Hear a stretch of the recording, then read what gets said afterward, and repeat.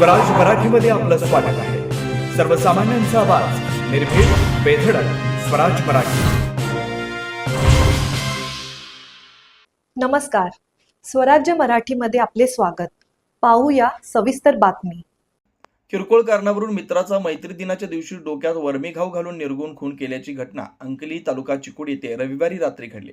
या घटनेत हुक्केरी तालुक्यातील यमकनमर्डी येथील हुसेन साब दस्तगीर परीट वय 25 असं खून झालेल्या मित्राचं नाव आहे, तर इम्तियाज शेगडी वय 25 असं खून करणाऱ्या संशयित आरोपीचं नाव आहे.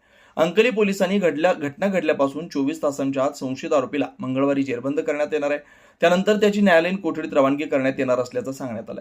या प्रकरणी अंकली पोलीस स्थानकाचे फौजदार नंदेश आणि चिकोडीचे सीपीआय विश्वनाथ चौगुला यांच्या नेतृत्वाखाली तपास करून संशयित आरोपीला मंगळवारी जेरबंद करण्यात येणार असल्याचं कळवण्यात आलं. याबाबत समजलेली माहिती अशी की या हुक्केरी तालुक्यातील यमकनमर्डी येथील रहिवासी असलेले हुसेन साब परीट व इम्तियाज शेगडी हे दोघेही जिवलग मित्र होते. ते काल रविवारी सकाळी कृष्णा नदीत मांजरी येथे मासेमारी करण्यासाठी आले होते. मासेमारी करून गावी परतत असताना दोघेही मद्यप्राशन करून दोघांचाही किरकोळ वाद झाला होता.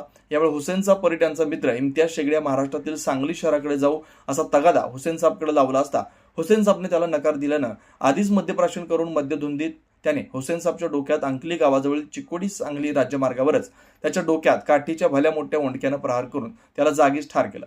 त्याचा खून केल्यानंतर संशयित आरोपी फरार झाला होता. मात्र घटना घडल्यापासून 24 तासाच्या आत अंकली पोलीस स्थानकाचे फौजदार नंदेश आणि चिकोडीचे सीपीआय विश्वनाथ चौगुला यांच्या नेतृत्वाखाली संशयित आरोपीचा शोध घेण्यात यश आलं.